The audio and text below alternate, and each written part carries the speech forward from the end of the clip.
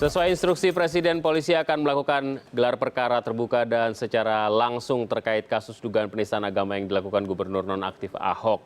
Namun langkah kepolisian itu dikhawatirkan bisa menjadi presiden buruk terhadap kasus hukum lainnya karena selama ini gelar perkara biasa dilakukan secara tertutup.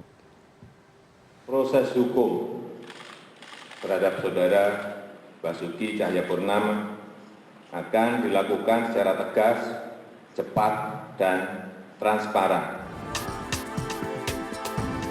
Itulah instruksi Presiden Joko Widodo terhadap kepolisian usai aksi damai 4 November lalu untuk menuntaskan kasus dugaan penistaan agama yang dilakukan Gubernur nonaktif Basuki Cahayapurnama. Presiden menginginkan penuntasan kasus tersebut dilakukan secara terbuka agar tak ada prasangka. Menindaklanjuti perintah tersebut, Kapolri Jenderal Polisi Tito Karnavian rencananya akan membuka proses gelar perkara kasus tersebut kepada publik. Namun Presiden mengingatkan transparansi penuntasan kasus tersebut harus sesuai aturan dan mekanisme perundangan yang ada. Ya, saya sudah perintahkan kepada Kapolri agar pemeriksaannya terbuka. Tetapi kita harus juga lihat apakah ada aturan hukum, undang-undang yang memperbolehkan atau tidak. Kalau boleh, saya minta kemarin untuk dibuka, terbuka, biar nggak ada sak-wasangka. Dalam Peraturan Kapolri Nomor 12 Tahun 2009, ada poin mengenai transparansi dalam penyelidikan atau penyidikan suatu kasus hukum. Namun gelar perkara yang melibatkan barang bukti, rencana pengembangan kasus dan status hukum seseorang biasanya digelar secara tertutup. Selanjutnya hasil dari penyidikan bisa dibuka seluruhnya ketika sudah masuk ke tahap persidangan. Pihak kepolisian belum memastikan bagaimana mekanisme gelar perkara terbuka yang rencananya akan dilakukan pekan depan. Nah, masalah gelar perkara terbuka ini memang pertama dilakukan. Nanti kita juga akan membuat desainnya, akan membuat settingnya, kemudian mekanismenya. Ini kita sedang godok bersama-sama tim yang dibentuk supaya nanti pada minggu depan bisa terlaksana gelar perkara tersebut secara terbuka dengan baik. Gelar perkara biasanya dilakukan polisi untuk kepentingan penyidikan dengan berbagai prosedur internal. Langkah membuka proses gelar perkara harus benar-benar dipertimbangkan karena bisa menjadi presiden buruk bagi kasus hukum yang lainnya. Agus Firmansyah, CNN Indonesia.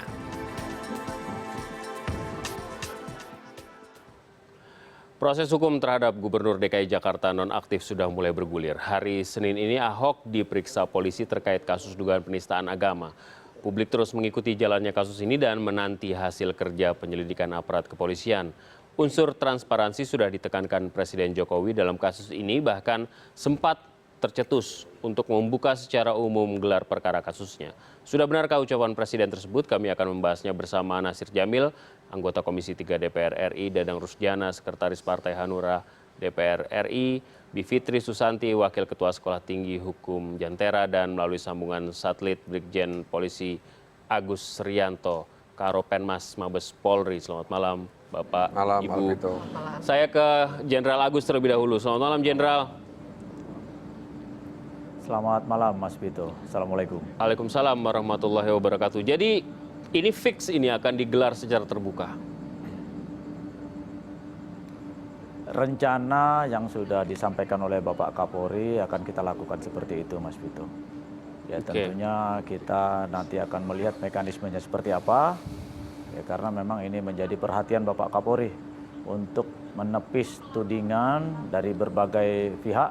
Tentunya yang sampai saat ini masih mengatakan bahwa Polri dianggap tidak transparan, kemudian masih ada keberpihakan, dan lain sebagainya yang semuanya itu akan berdampak pada merugikan bagi kami, khususnya bagi teman-teman penyidik yang sudah bersusah payah untuk bisa terus mengungkap peristiwa ini, Mas Vito. Ini semata-mata untuk menghindari fitnah bahwa Polri ada di balik favor kepada Ahok, kira-kira seperti itu ya? Ya, silakan saja menafsirkannya, mungkin Mas Vito bisa menyampaikan seperti itu, tapi bagi kami ya perintah Presiden untuk transparan sudah dilanjutkan oleh Bapak Kapolri, memerintahkan kepada penyidik, nanti pada saat gelar perkara kita akan lakukan secara terbuka dan bisa diliput oleh teman-teman media. Baik, saya ini di sini ketawa-ketawa aja nih, Pak Agus. Saya ke counterpartnya Pak Agus dari Komisi 3. Bagaimana, Bang Nasir? Iya, jadi memang inisiatif Pak Kapolri itu harus kita hargai. Tapi juga kita menuntut agar polisi hati-hati. Ya, karena kita ingin agar proses ini benar-benar independen. Ya, dan transparansi itu dalam pandangan saya bukan membukanya dan kemudian diliput oleh media secara luas.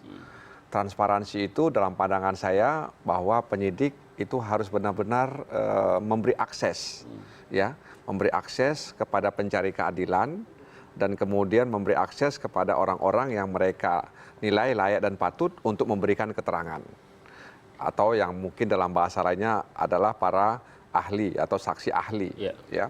Dan juga transparan itu artinya tidak menutup, ya, sesuatu yang harus dibuka, ya. Nah, ini yang harus dipertimbangkan, ya, karena saya khawatir kalau kemudian ini terbuka, kemudian diliput secara masif dan terbuka oleh media, ya itu nanti jadi semacam sinetron, ya, sinetron penegakan hukum. Dan tentu media suka kalau dibuka secara, ya kan, ya suka. Tapi tentu kita harus berhati-hati dalam hal ini. Nanti akan jadi presiden. Nanti bisa saja kemudian orang lain, ya, yang meminta menuntut yang sama.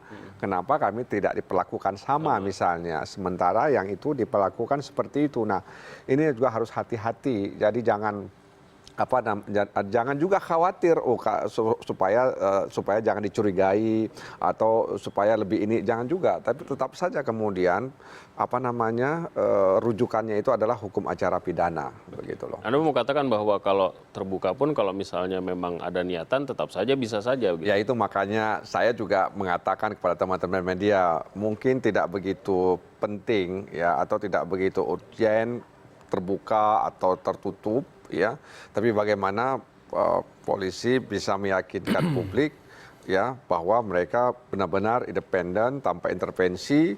Apalagi sekarang kalau kita lihat pembicaraan di media sosial, wah, itu banyak second opinion terkait dengan ini dan lain sebagainya. Nah, ini kan harus dicermati dengan baik oleh pihak penyidik, ya, di kepolisian. Jadi mereka juga harus aware dengan informasi-informasi yang ada di media sosial terkait bagaimana publik menyikapi proses hukum terhadap saudara Basuki Cahayapurnama tersebut. By law sebenarnya bagaimana sih, Mbak Bivitri?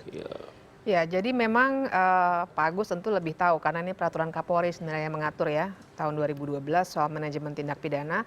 Tapi saya hanya ingin mengingatkan bahwa kalau memang Pak Agus bilang masih melihat situasi, saya sebenarnya cukup senang dan berharap pihak-pihak terkait bisa mendengar suara dari kami-kami yang sebenarnya himbauannya adalah lebih baik jangan dibuka dalam arti diliput oleh media massa seperti kasus sidang Jessica. Karena kalau Perkap itu sebenarnya memang menyebutkan, ya, dalam salah satu prinsipnya transparan. Tapi transparan juga diartikan di situ sebagai terbuka dan dapat diketahui perkembangannya oleh masyarakat. Dan secara prinsip kan gelar perkara itu sebenarnya ada ini yang khusus yang kita bicarakan, saya kira, ya, karena konteksnya ada mendapat perhatian masyarakat. Kita lihat ada catatan juga, ya. Ini pasal yang khusus itu pasal 71 ayat 2, ya. Terkait dengan aturan ini. Pasal 69, ya. Pasal 69, oke. Gelar perkara sebagaimana dimaksud dalam pasal 15 huruf E dilaksanakan dengan cara gelar perkara biasa dan gelar perkara khusus. Selanjutnya,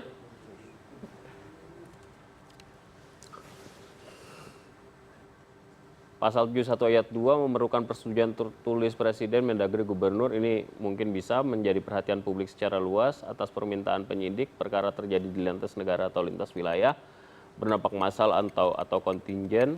Kriteria perkaranya sangat sulit. Sebenarnya masuk, ya? Iya, masuk, dan yang perlu diingat adalah juga konteksnya. Jadi gelar perkara ini kan sebenarnya dibuat mekanismenya itu karena seringkali untuk kasus yang rumit dan Sulit. kontroversial seperti ini, dibutuhkan mungkin dalam bahasa awamnya seperti simulasi lah gitu. Sebenarnya pasalnya apa sih, bukti yang sudah terkumpul apa dan seterusnya. Perlu ada simulasi sehingga lebih jelas. Kira-kira konteksnya kan begitu. Nah, dengan itu sebenarnya gelar perkara itu lebih ditujukan untuk menertibkan atau menjelaskan kerja kepolisian dan juga untuk keuntungan para pihak.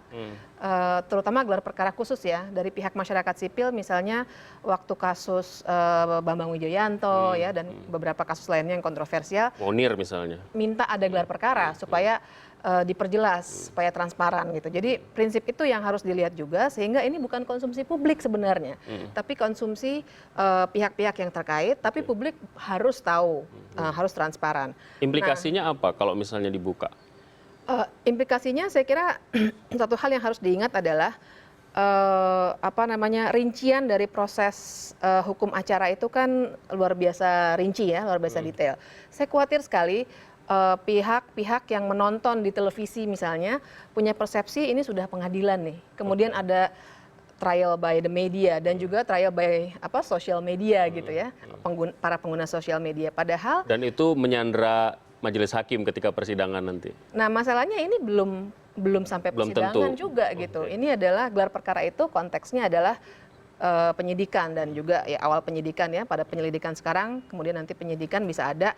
Nah, tapi kan mungkin hal-hal ini tidak diketahui oleh masyarakat luas, sehingga ada persepsi, misalnya saya kasih contoh begini, kemarin waktu Habib Rizik diminta jadi ahli, sebenarnya dia diajukan oleh pelapor ya, tapi misalnya ada kontroversi, kenapa dia yang dijadikan saksi ahli, berpikir sudah masuk dalam sidang pengadilan, padahal ini belum. Polri masih menggali petunjuk, bukti dan lain sebagainya. Memang pelapor berhak saja mengajukan ahli-ahli. Nah, saya khawatir dengan sentimen yang tajam sekali saya kayak di kalangan masyarakat, nanti ahli-ahli pun juga terintimidasi. Mungkin tidak secara langsung, tapi rasa takut itu ada loh. Saya mengamati banyak dibully juga, di sosial media betul, gitu, terus ketika dia menjadi saksi agak ada beban moral. Ada beban moral dan juga mungkin ketakutan yang mungkin saja tidak real, tapi melihat demonstrasi besar kemarin ya kan, mungkin ada ahli-ahli yang juga mungkin biasanya di balik meja melihat seperti itu mungkin agak ragu untuk memberikan keahliannya, jadi tidak objektif misalnya. Itu bahayanya. Ya. Kang Dadang bagaimana? Ya. Tanggapannya? Ini kan dilematis ya, karena persoalan penistaan agama di sini tidak berdiri sendiri, tapi ini kaitannya dengan persoalan pilkada. Sehingga tekanan publiknya luar biasa, tekanan dari sana sini, baik tekanan yang berhubungan langsung dengan persoalan penistaan agama maupun tekanan dari pihak-pihak yang berkepentingan bila mana terjadi sesuatu pada Ahok. Ketika berkaitan dengan pilkada, maka kemudian ada kecurigaan-kecurigaan bahwa ini bagian dari siapa Pak Jokowi, siapa Bu Mega, siapa Pak SBY, siapa Pak Prabowo. Sehingga tentu publik mesti dijamin bahwa proses ini benar-benar berlangsung dengan jujur, dengan berkeadilan. Itu yang kemudian menjadi komitmen Pak Jokowi, sehingga memerintahkan agar proses ini berlangsung tegas, profesional, dan terbuka. Persoalan terbuka ini kemudian mungkin ada sisi keuntungan juga, karena kalau kita lihat misalnya dalam proses pengawasan, pengendalian, penyidikan itu ada ajas kepentingan umum. Ini kita sudah menyangkut kepentingan umum. Rasa keadilan masyarakat yang disitu juga ada kecurigaan. Jangan-jangan Pak Jokowi melindungi Ahok gitu, karena kedekatan. Ini kan mesti dijawab. Kemudian ada kredibilitas misalnya. Orang curiga juga benar nih, Polri ini bisa profesional, atau Polri itu berada dalam tekanan misalnya presiden. Itu menyangkut kredibilitas. Kemudian juga masalah transparansi, keterbukaan. Walaupun bisa saja karena ini dibuka misalnya dalam proses penyelidikan ini dibuka siaran langsung melalui media, bisa jadi penyidik menjadi tidak bebas juga mungkin, tidak bebas dalam mengungkap segala macam. Bisa jadi grogi juga. Itu ada sisi negatif. Dari sisi Kang Dadang sebenarnya prefer yang mana sih dari? Kalau kita kan begini, karena ini persoalannya. Jadi ini bagi seorang Ahok yang itu adalah juga calon gubernur. Tentu ini kalau misalkan proses peradilan, bukan proses penyelidikan itu dan naik ke penyidikan, orang kan bisa menduga-duga kalau ini tidak dibuka. Tapi kalau dibuka, semua masyarakat Indonesia melihat secara langsung Menjadi penting. bagaimana proses ini secara berlangsung secara berkeadilan, maka tidak ada lagi kecurigaan-kecurigaan itu. Karena yang kita khawatirkan kecurigaan ini karena belum apa-apa kan begini. Kita berhadapan dengan tekanan massa, di mana tekanan massa itu kadang-kadang juga belum apa-apa misalkan, pokoknya Ahok harus dihukum. Bukan ke proses kan, bukan misalkan harus ada proses hukum, bukan. Ujung-ujungnya kan ke sana. Ahok harus dihukum. Nah ini kan juga kita secara dari sisi negara hukum tentu tidak boleh juga seperti siapapun, mau Ahok mau siapapun.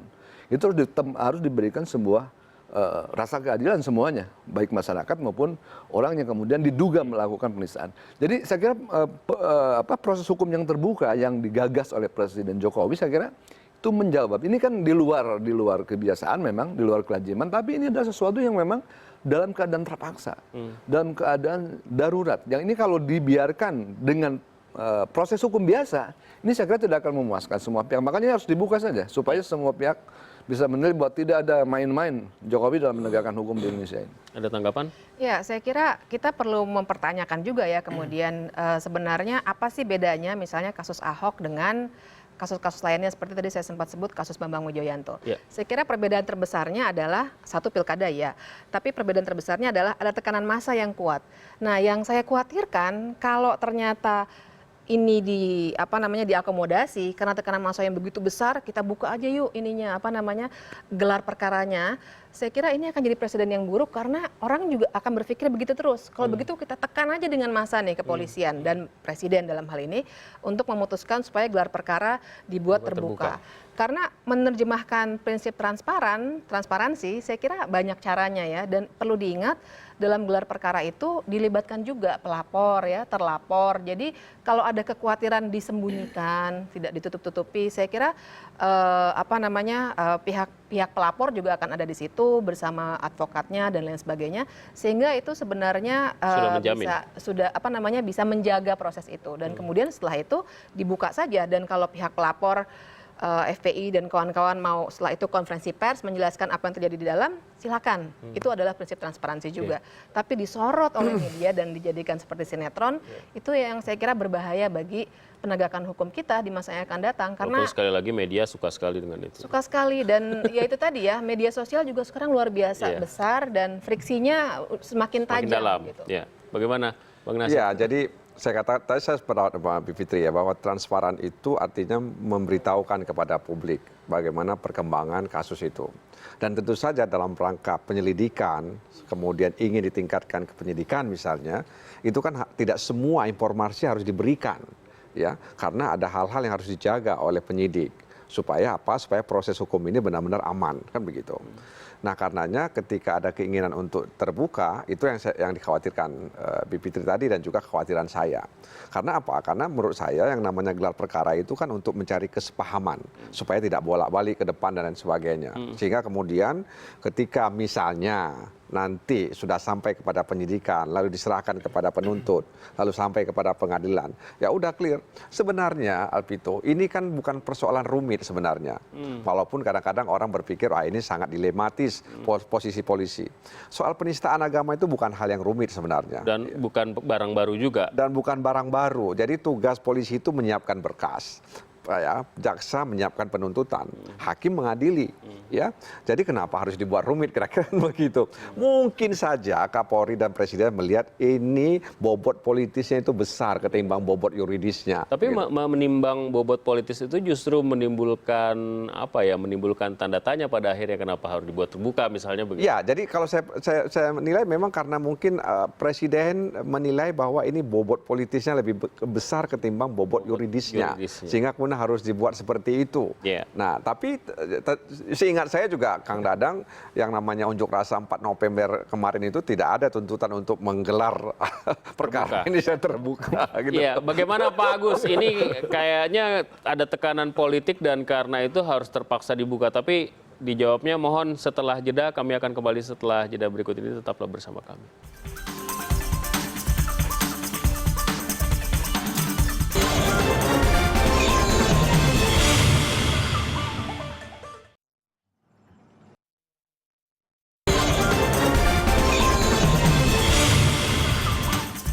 Kita kembali, saya tadi hendak bertanya kepada Pak Agus. Pak Agus, bagaimana tanggapannya Pak? Apakah ini karena tekanan-tekanan dan akhirnya polisi terjebak untuk mengakomodasi tekanan-tekanan itu sehingga akhirnya gelar perkaranya dibuka saja?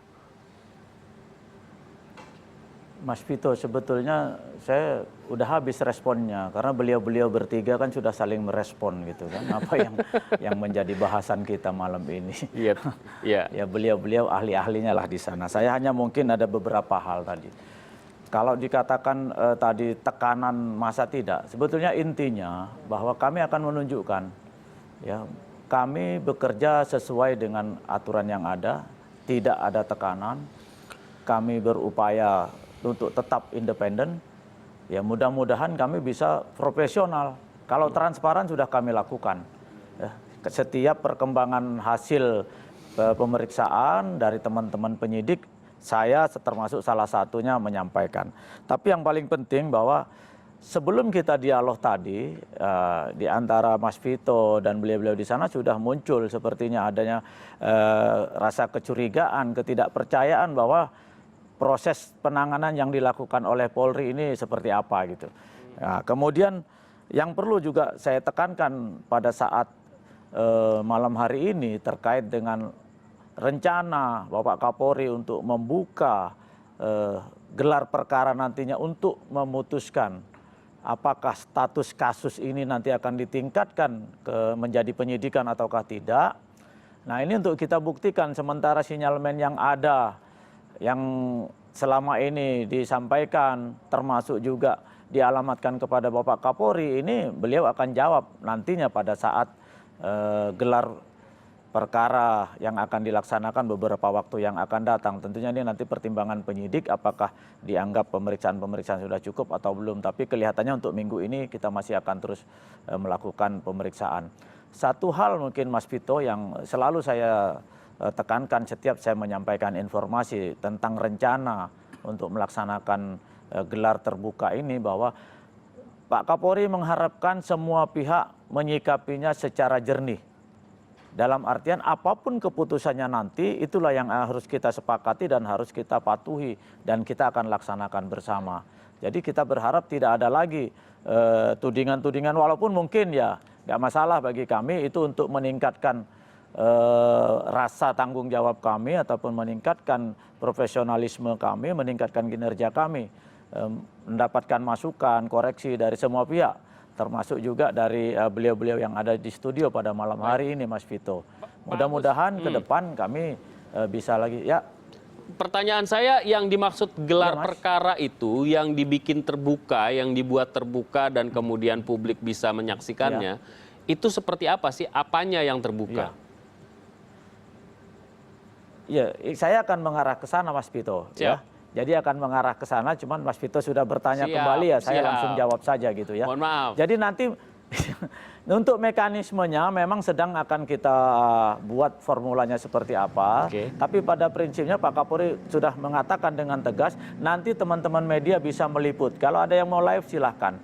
Tapi nanti tentunya, tadi ada salah satu beliau mengatakan, seperti Jessica tidak akan seperti itu. Karena tidak semua hasil penyelidikan yang sedang dilaksanakan oleh teman-teman penyidik akan kita ungkap pada saat itu. Ya.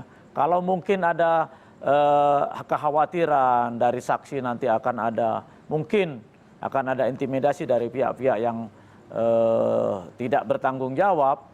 Nah makanya setiap kesempatan kita menyampaikan, kita hanya menyebutkan dari ahli agama, ahli hukum pidana, dan ahli-ahli lainnya tidak menyebutkan nama. Sehingga itu upaya kita salah satunya supaya beliau-beliau bisa bebas untuk memberikan informasi kepada kita.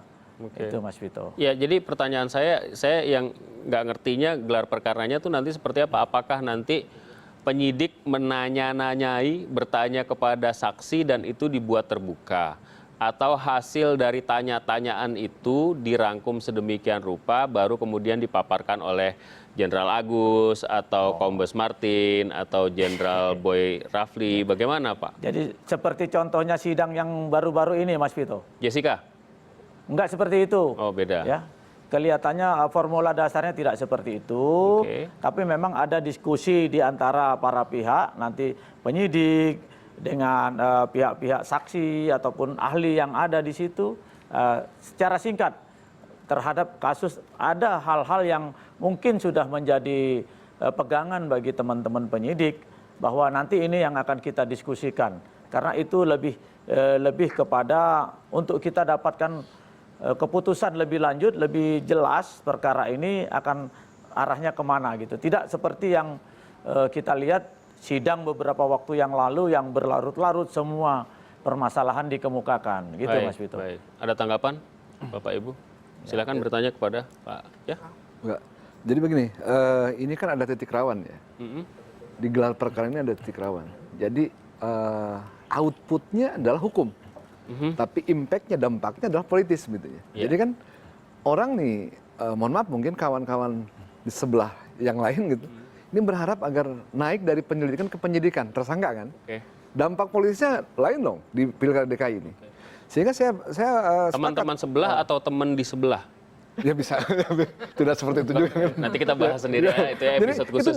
Itu dampaknya. Jadi makanya kenapa gelar perkara ini memiliki kepentingan tertentu untuk terbuka.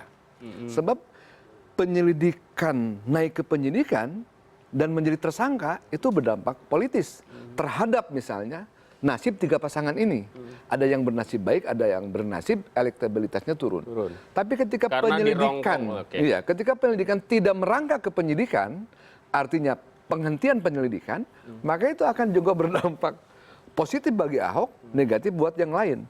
Nah, sehingga khawatir kepolisian kalau itu dicurigai bahwa di gelar perkara ini ada sesuatu yang ingin disembunyikan pada masyarakat. Apalagi karena ini persoalan siapa Pak Jokowi, apa partai Pak Jokowi, siapa Ahok, apa partai Pak Ahok, ini menjadi tidak sederhana. Sehingga kenapa gelar perkara ini menjadi sangat mendesak untuk kemudian dibuka. Dan itu Pak Jokowi ingin membuktikan bahwa walaupun benar ada hubungan secara politik, partai politik dan sebagainya, tapi Pak Jokowi ingin mengatakan bahwa hukum harus menjadi panglima. Itu titik pentingnya di sana. Nah, kalau tadi misalnya Jenderal Agus mengatakan bahwa apapun hasilnya masyarakat harus menyikapinya secara jernih. Kalau hulunya keruh, jangan harapkan hilirnya bisa juga bisa jernih. Nah, karena itu di hulu juga harus jernih, ya, harus bening dia, ya, harus menyejukkan, harus menyegarkan. Jadi Pak Agus, tentu saja kita berharap juga seperti itu. Masyarakat bisa menyikapi secara dewasa. Sekarang ada indikasi bahwa hulunya keruh.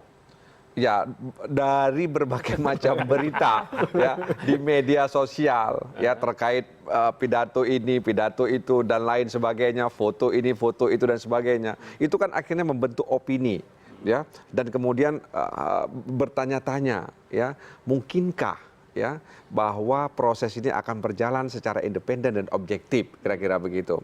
Nah, ini kan tantangan bagi kepolisian ya. Karena itu menurut saya ini pertaruhan.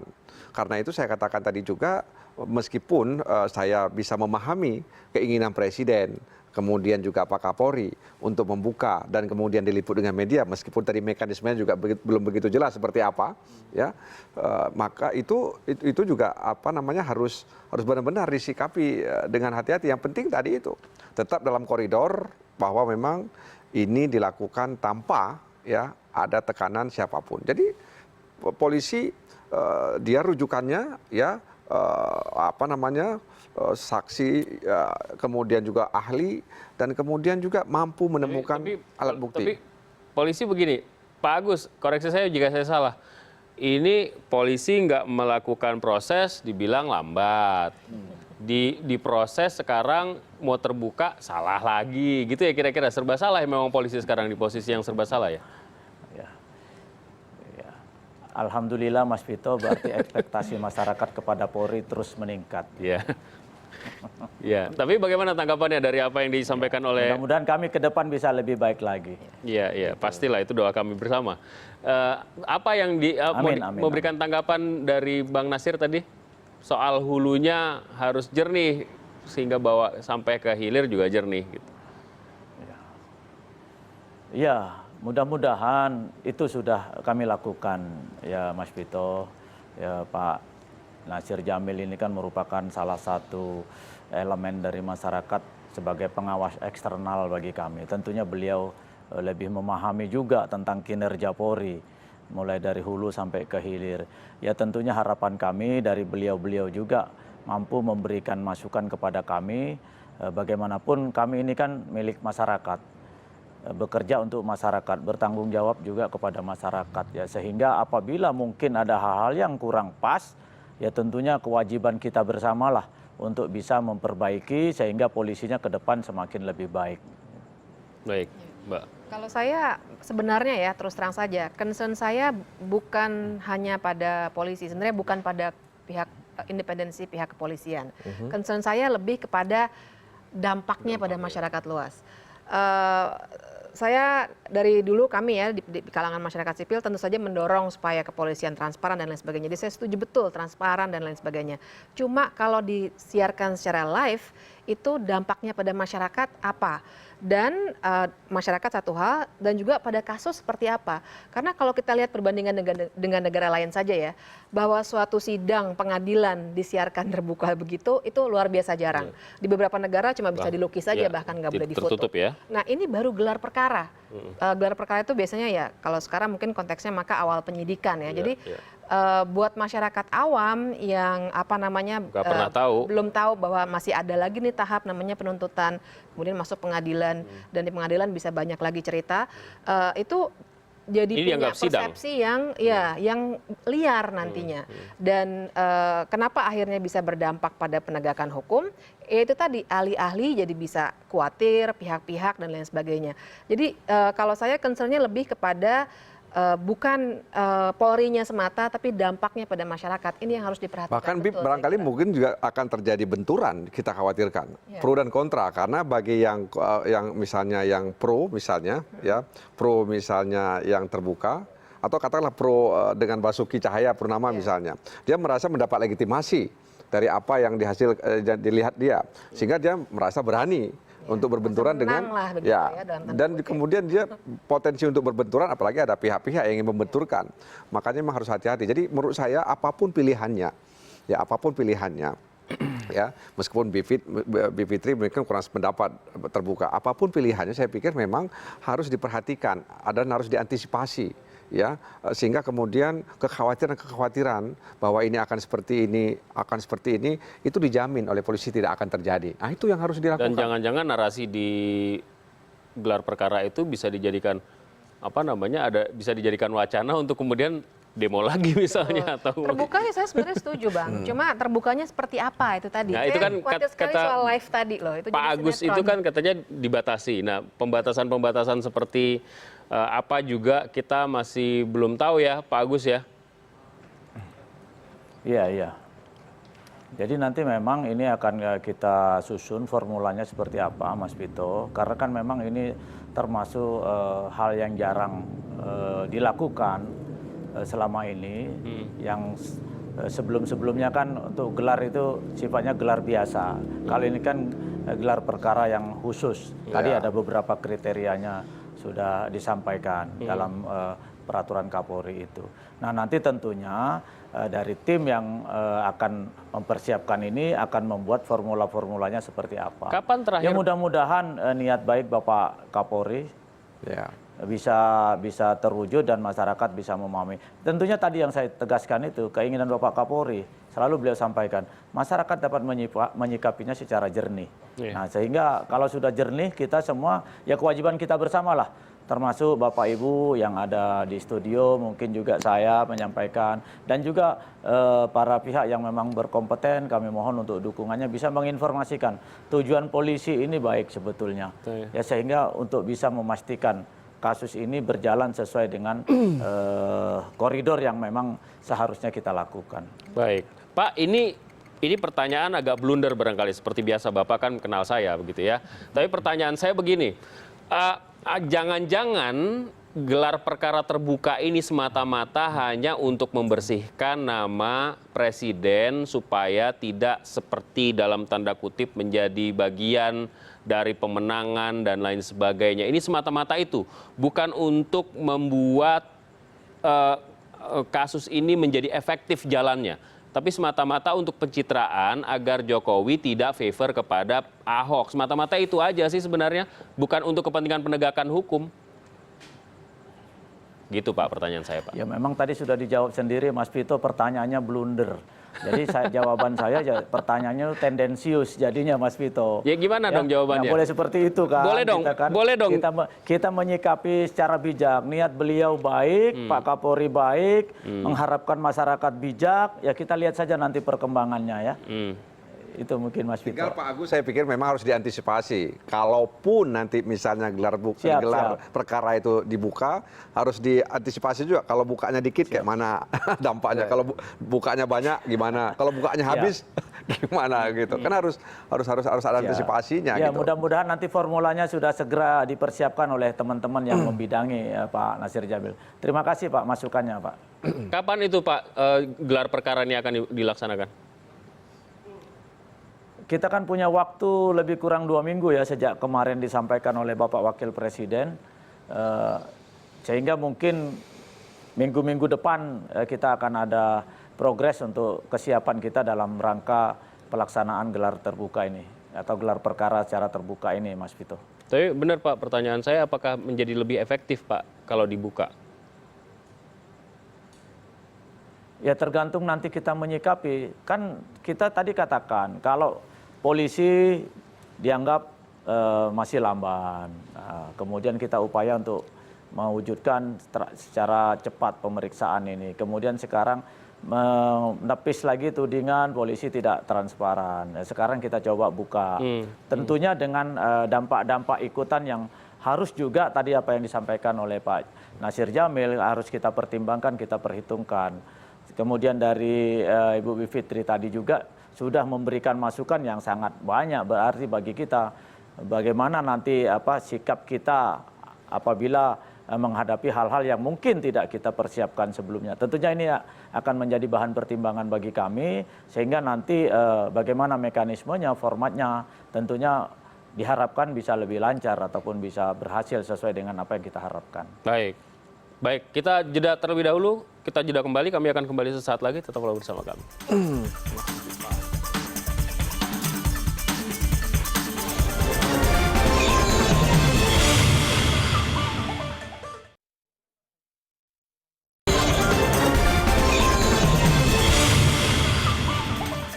Baik, kita akan lanjutkan. Pak Agus, saya tahu Pak Agus ini banyak banyak agendanya sepanjang hari ini memberikan kesempatan kepada media untuk menjawab pertanyaan yang dilontarkan. Terakhir barangkali, kalau kewajiban, Mas. Ya, kalau dilaksanakan ini pemeriksaan saksi masih tertutup dan terbukanya ketika kapan? Untuk semua proses pemeriksaan tertutup semua, Mas Vito. Jadi nanti hanya terbukanya pada saat gelar perkara saja. Ya, jadi ini masih ada beberapa saksi yang akan kita mintai keterangan dalam waktu 1 minggu ini. Mudah-mudahan nanti setelah itu penyidik menganggap cukup. Nah, baru kita persiapan untuk langkah berikutnya. Karena waktunya 2 minggu kan itu, Mas Vito. Baik, terima kasih. Brigjen Polisi Agus Rianto, ya, Karopenmas Mabes Polri, atas waktunya dan kesempatannya, Pak. Bermanfaat. Salam hormat untuk bapak-bapak yang ada di studio, juga masyarakat Indonesia, mohon doa restu. Ada Ibu juga Pak Agus. Bisa bekerja terus lebih baik. Oh iya Bapak Ibu, siap. Mohon maaf Ibu Fitri. Terima kasih Pak Agus, selamat malam. Tapi ini kan akan jadi presiden pasti. Jadi ketika ini terbuka, ini benar, jangan Ahok aja dong. Ada kasus-kasus lain. Saya minta yang lain juga dibuka pada akhirnya. Ini bisa jadi jurisprudensi nggak? Saya nggak tahu ini istilah yang tepat apa nggak kalau masih di level penyidikan, jurisprudensi. Ya, soalnya kalau lihat Perkap Polri itu kan jelas memang gelar perkara itu ya ada.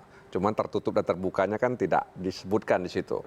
Ya kan, itu juga menunjukkan bahwa mungkin ketika membuat Perkap itu tidak terpikir bahwa memang gelar perkara itu harus dibuka karena selama ini sangat rahasia, ya kan, demi kepentingan penyelidikan dan penyidikan.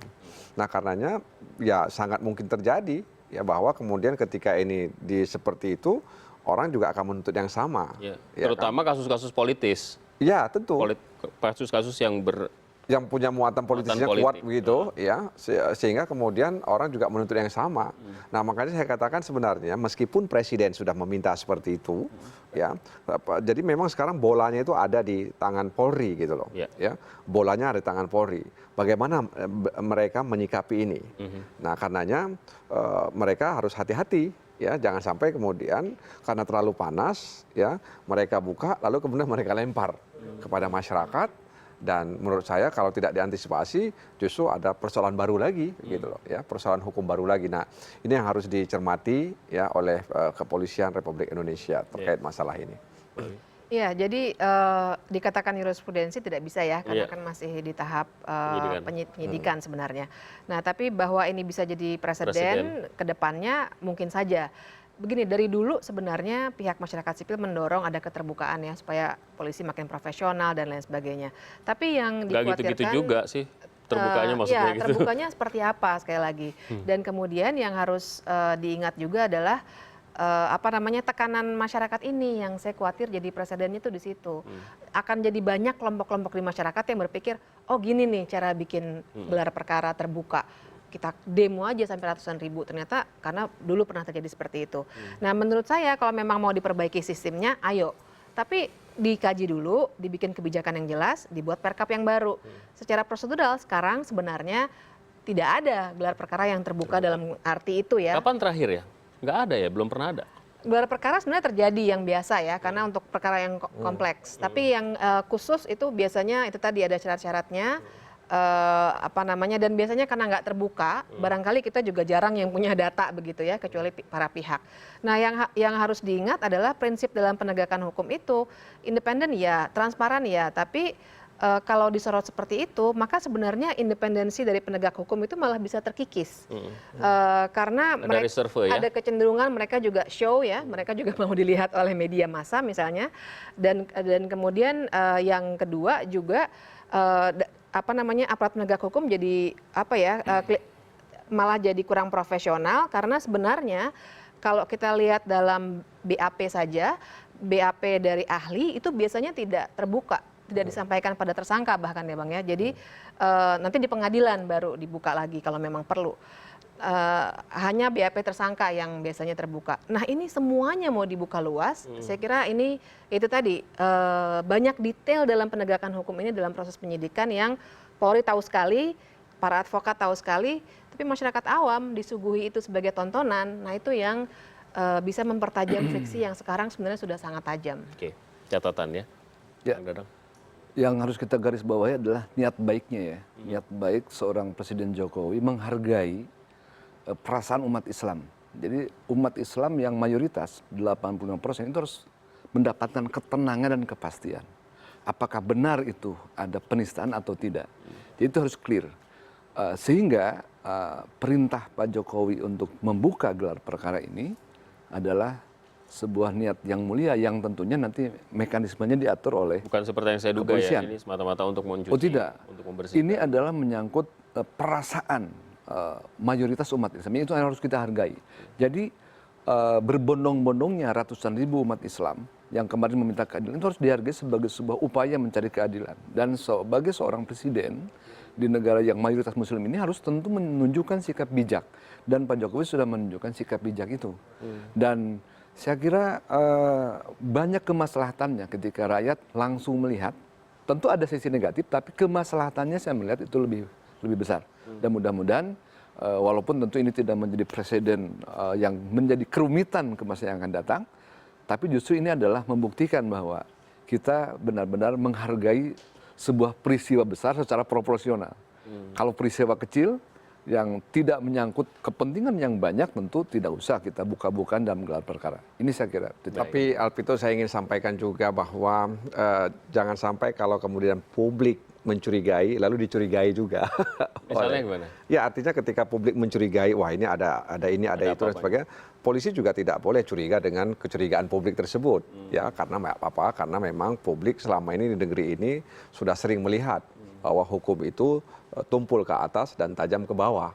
Nah itu, jadi itu juga harus menjadi catatan bagi teman-teman di kepolisian ketika mereka melakukan proses hukum terkait dengan dugaan penistaan agama dan pelecehan ayat Al-Quran tersebut. Baik, terima kasih Bapak-Bapak, Ibu atas waktunya bersama CNN Indonesia Prime News. Kita lihat bersama yang namanya gelar perkara terbuka seperti apa terkait dengan kasus penistaan agama ini. Tentu banyak yang menunggu dan menanti-nanti.